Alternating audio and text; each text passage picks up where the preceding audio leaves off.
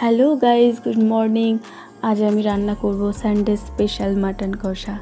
আজ আমি একটু অন্যভাবেই কিন্তু রান্নাটা ট্রাই করছি, আর রান্নাটা লোহার কড়াইতেই পুরোটা করছি। প্রেশার কুকার আজকে কিন্তু ইউজ করব না। তোমরা এমনভাবে ট্রাই করে দেখতে পারো।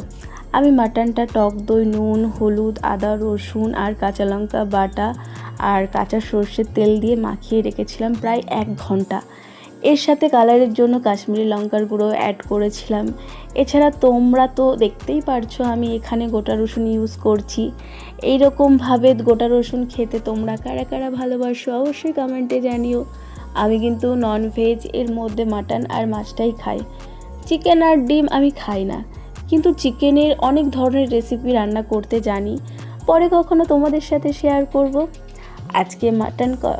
আজকে মাটনটা কষাতে কষাতে দেখো আমার মনে হচ্ছিল এর মধ্যে একটু ঝালটা একটু কম লাগছিল, কারণ কি ঝালটা একটু বেশি খাই, তার জন্য আমি গোটা কাঁচা লঙ্কা আমি কিছুটা এর মধ্যে অ্যাড করে দিলাম, আর যাতে ঝালটা একটু হয়। ঝালটা কিন্তু তোমাদের আন্দাজ মতোই তোমরা নাও, ঝালটা তোমরা যতটা খাও।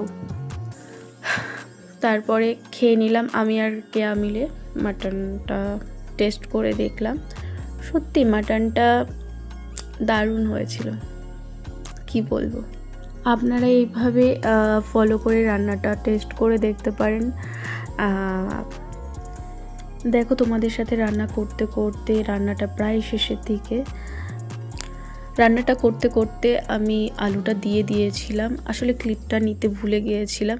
আসলে আমি একা হাতে রান্না করছি প্লাস ভিডিও করছি, কিছু কিছু মিসিং হয়ে যাচ্ছে, কিছু তোমরা মনে করো না, একটু ম্যানেজ করে নিও। তারপরে আমি একটু গরম জল অ্যাড করে দিলাম। জল দেওয়ার পরে আমি আর একটু সেদ্ধ হতে আমি দিলাম। সেদ্ধ হওয়ার পরে মাংসটা আমি এবার হয়ে এসছে, আমি একটু শাহি গরম মশলা অ্যাড করে দিলাম।